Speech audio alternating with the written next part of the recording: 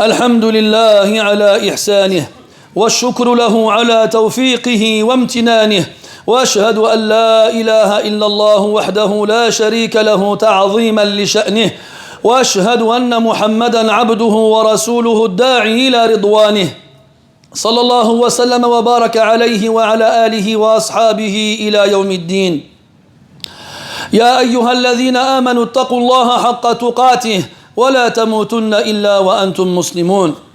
Chers musulmans, Allah subhanahu wa ta'ala nous dit dans le Coran Sanafrughu lakum ayyuha thaqalan, dont le sens approximatif est nous allons certes en finir avec vous, c'est-à-dire vous juger pour vos actions le jour de la résurrection. Ayyuha thaqalan. Thaqalan en arabe est un terme que l'on emploie pour désigner quelque chose qui porte un poids, quelque chose qui est alourdi par une charge. Et lorsque l'on parle de thaqalan dans le verset, on fait référence aux êtres humains et aux démons, aux ins et aux djinns. Les savants ont cité de nombreuses raisons pour lesquelles ils ont été appelés ainsi. Parmi ces raisons-là, le fait que les êtres humains et les djinns, de par leur nombre très important depuis le début de la création, aient alourdi la terre en y vivant et en marchant dessus et en y mourant et en y étant enterrés.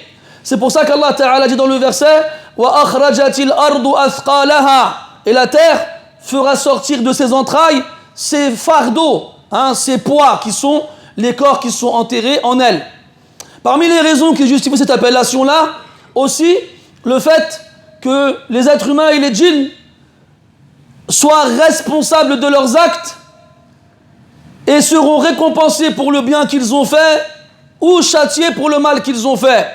Ils ont donc été alourdis par ce dépôt qui leur a été confié. Comme Allah le dit dans le Coran, Inna aradna al-amanata ala as-samawati wal-ardi wal-jibali fa-abayna an yahmilnaha wa ashfaqna minha. Nous avons certes proposé aux cieux, à la terre et aux montagnes de porter le dépôt, mais ils en ont eu peur et l'ont refusé. Wa hamalaha al-insan, mais l'être humain l'a porté, innahu kana zaluman jahula, car certes, il était injuste et ignorant. Donc ce poids qu'on nous a fait porter de par la responsabilité de nos actes nous a alourdi le dos. C'est pour ça qu'on a été appelé al-thaqalan, nous et les djinns. Et comme autre raison aussi, le fait que nous soyons alourdis par le poids de nos péchés.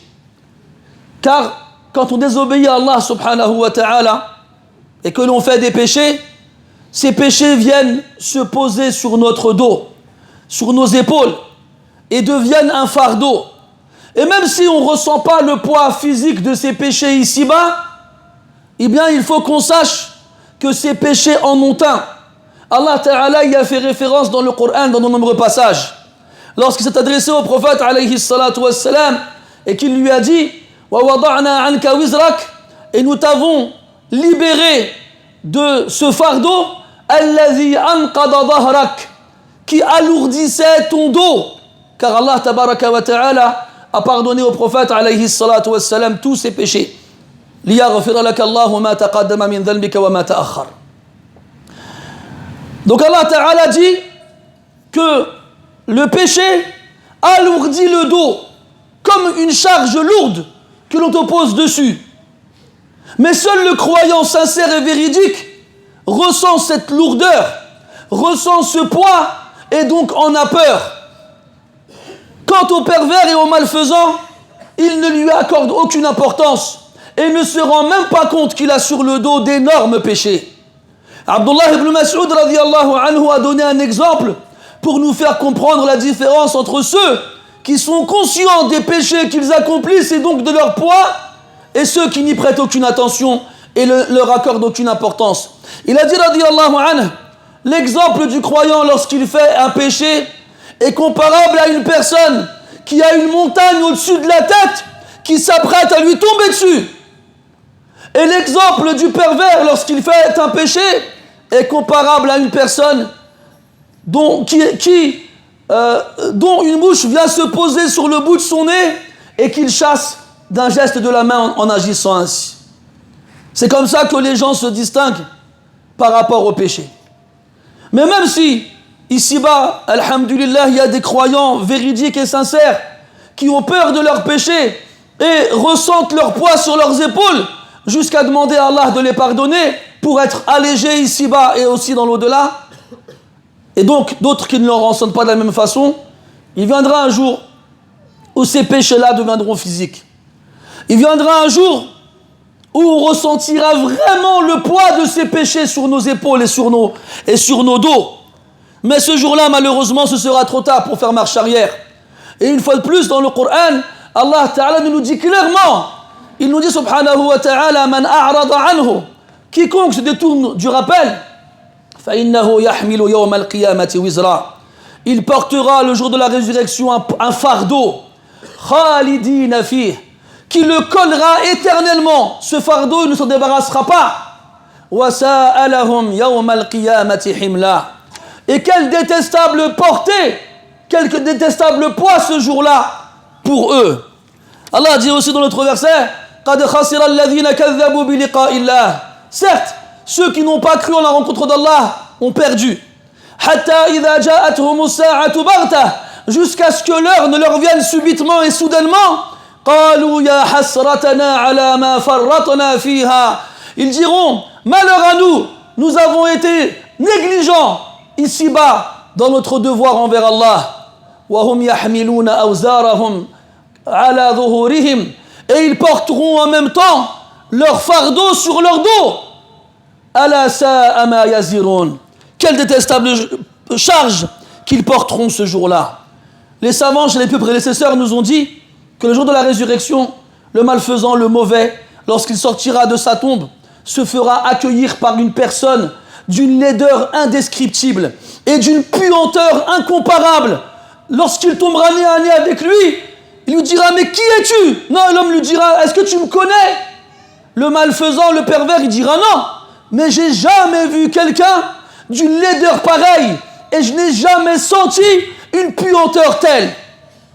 Il lui dit, si tu me connais, parce que j'étais déjà comme ça ici-bas, avec toi, j'étais tes mauvaises actions, je suis tes mauvaises actions. C'est toi qui m'as rendu aussi laid, et c'est toi qui m'as donné une telle odeur. Et ici-bas, c'est moi qui te portais. Aujourd'hui, c'est ton tour de me porter. Alors il montera sur son dos, et il le montera comme une monture, jusqu'à ce qu'il l'emmène en enfer, où il restera éternellement, wal-iyadu billah. Parmi les gens, il y en a qui arriveront au jour de la résurrection avec leur fardeau, et on leur rajoutera un poids supplémentaire à leur fardeau de base. Subhanallah. Pourquoi? Afin qu'ils soient les gens les plus châtiés le jour de la résurrection. Afin qu'ils soient les gens qui porteront le plus de péchés le jour de la résurrection. Allah dit dans le Coran, وَلَا يَحْمِلُنَّ أَثْقَالَهُمْ وَأَثْقَالًا مَعَ أَثْقَالِهِمْ. Et ils porteront certainement des poids et des poids avec leurs poids respectifs. On leur rajoutera. Et dans notre verset, Allah Ta'ala, il précise pour quelles raisons on leur rajoutera des poids supplémentaires. Il dit subhanahu wa ta'ala, لِيَحْمِلُوا أَوْزَارَهُمْ كَامِلَةً يَوْمَ الْقِيَامَةِ, afin qu'ils portent leur fardeau complètement le jour de la résurrection. وَمِنْ أَوْزَارِ الَّذِينَ يُضِلُّونَهُمْ بِغَيْرِ عِلْمٍ, et aussi les péchés de ceux qu'ils ont égarés sans aucune science. Lorsque quelqu'un est la cause de l'égarement d'une personne, et que cette personne-là qui l'a égaré fait des péchés, il aura la même quantité de péchés que celui qui l'a égaré.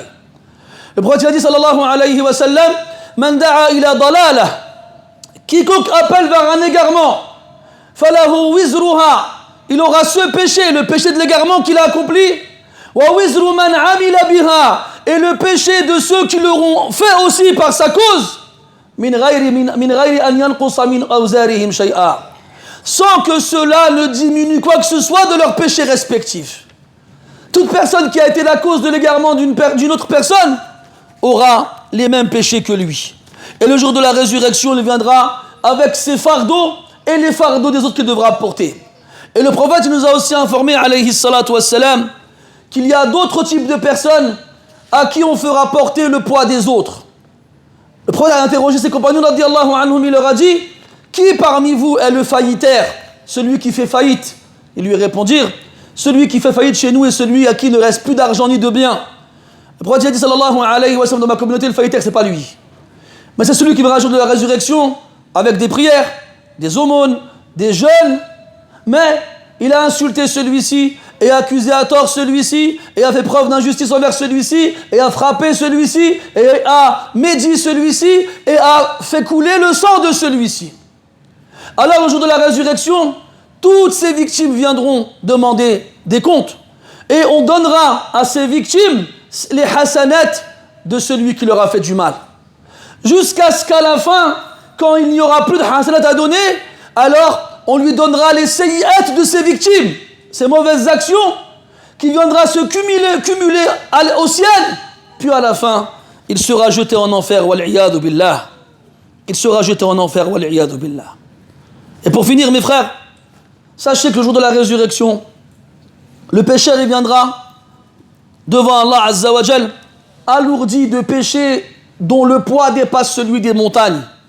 Et pourtant, lorsqu'on le mettra, lui, dans la balance, il ne pèsera rien auprès d'Allah subhanahu wa ta'ala. Le prophète a dit, sallallahu alayhi wa sallam, nous ferons venir, viendra le jour de la résurrection, un homme énorme, immense, obèse. Il ne pèsera pas dans la balance auprès d'Allah le poids de l'aile d'un moustique. Puis il a dit, lisez si vous voulez, فَلَا نُقِيمُ لَهُمْ يَوْمَ الْقِيَامَةِ وَزْنًا. Nous ne leur donnerons le jour de la résurrection aucun poids.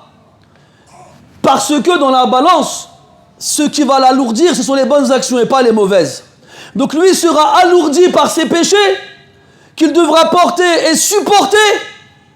Et ces péchés-là ne pèseront rien dans la balance. Et à l'inverse, le croyant véridique et sincère, qui a fait tout son possible ici-bas pour éviter de faire des péchés et d'avoir à les porter, et lorsqu'il a glissé et est tombé dans le péché, alors il s'est rapidement repenti et a demandé à Allah de lui pardonner. Ce même croyant-là qui a fait tous ses efforts pour obéir à Allah et à faire le maximum de bonnes actions, il arrivera au jour de la résurrection, alourdi par les bonnes actions et léger de tout péché. Et lorsqu'on le pèsera dans la balance, alors il pèsera encore plus lourd que toutes les montagnes de ce bas monde. Imam Ahmad y rapporte que Abdullah ibn Mas'ud radiyallahu anhu a voulu cueillir une branche pour se faire un siwak et se frotter les dents. Et Abdullah ibn Mas'ud était maigre. Et le vent a soufflé et a levé son pagne et on a vu la minceur de ses jambes. Alors les gens, le voyant ainsi, se sont mis à rire. Le prophète alayhi salatu wassalam leur a dit, qu'est-ce qui vous fait rire? Ils répondirent, la minceur de ses jambes, ô messager d'Allah. Alors il a répondu alayhi salatu wassalam, par Allah, par celui qui a mon âme dans sa main, elles seront plus lourdes que la montagne de Uhud dans la balance le jour de la résurrection. Elles seront plus lourdes dans la balance que la montagne de Uhud le jour de la résurrection. Il y en a qui veulent être lourds ici-bas. Ils veulent être regardés par les gens et appréciés. Ils veulent peser auprès des autres, mais ils ne valent rien devant Allah subhanahu wa ta'ala. Et tout ce qu'ils porteront le jour de la résurrection, c'est le poids de leurs péchés. Un poids qui les écrasera et avec lequel ils finiront en enfer, wal-iyadu billah. Quant à d'autres qui sont discrets, qui n'attirent pas l'attention, desquels quand ils passent près de nous, on ne se retourne pas, on ne les connaît pas. Mais eux, Allah Ta'ala, il les connaît. Et qu'est-ce qui va me nuire si je suis inconnu auprès des gens sur terre, mais connu auprès de ceux dans les cieux? Ce qui compte, c'est que tu arrives devant Allah Azza wa Jal avec de lourdes bonnes actions et avec un dos allégé de tout péché. Donc réfléchis bien à ce que tu veux avoir de lourd et avec quoi tu veux rencontrer Allah subhanahu wa ta'ala le jour de la résurrection. نسأل الله سبحانه وتعالى أن يجعلنا ممن ثقلت موازينه وأن يجعلنا من المفلحين ونسأله سبحانه وتعالى أن يجعلنا أخفاء من الذنوب يوم القيامة ونسأله سبحانه وتعالى أن يثقل موازيننا بالحسنات والعمل الصالح يا رب العالمين. اللهم بيض وجوهنا ويسر حسابنا ويمن كتابنا وثقل موازيننا وثبت على الصراط أقدامنا. اللهم اجعلنا ممن رضيت عنهم في الدنيا والآخرة.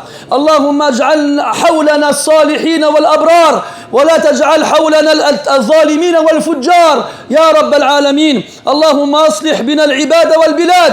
اللهم أصلح بنا البلاد والعباد. اللهم أصلح بأولادنا وبناتنا البلاد والعباد. اللهم أصلحنا وأصلح ذرياتنا وزوجاتنا يا رب العالمين. اللهم إنا نعوذ برضاك من سخطك وبمعافاتك من عقوبتك وبك منك لا نحصي ثناء عليك أنت كما أثنيت على نفسك. اللهم اجعلنا من أهل القرآن الذين هم أهلك وخاصتك يا ذا الجلال والإكرام. اللهم اجعل القرآن العظيم ربيع قلوبنا وذهاب أحزاننا وجلاء همومنا واجعلنا ممن خافك واتقاك واجعل القرآن حجة لنا لا علينا يا رب العالمين. اللهم اشف مرضانا يا شافي المرضى. اللهم اشف مرضانا يا شافي المرضى. اللهم من كان من عبادك هؤلاء مريضا فابدل سقمه صحة ومرضه عافية. اللهم ارفع البلاء عن المبتلين. اللهم اقض الدين عن المدينين. اللهم ارحم موتانا وموتى المسلمين. اللهم كن في حاجة المحتاجين يا رب العالمين. وأعز الإسلام والمسلمين وانصر الإسلام والمسلمين يا رب العالمين. واخذل من خذل المسلمين يا رب العالمين. وصل اللهم وسلم وبارك على عبدك ورسولك محمد وعلى آله وصحبه أجمعين. سبحانك اللهم وبحمدك أشهد أن لا إله إلا أنت نستغفرك ونتوب إليك والحمد لله رب العالمين. وقوموا إلى صلاتكم يرحمكم الله.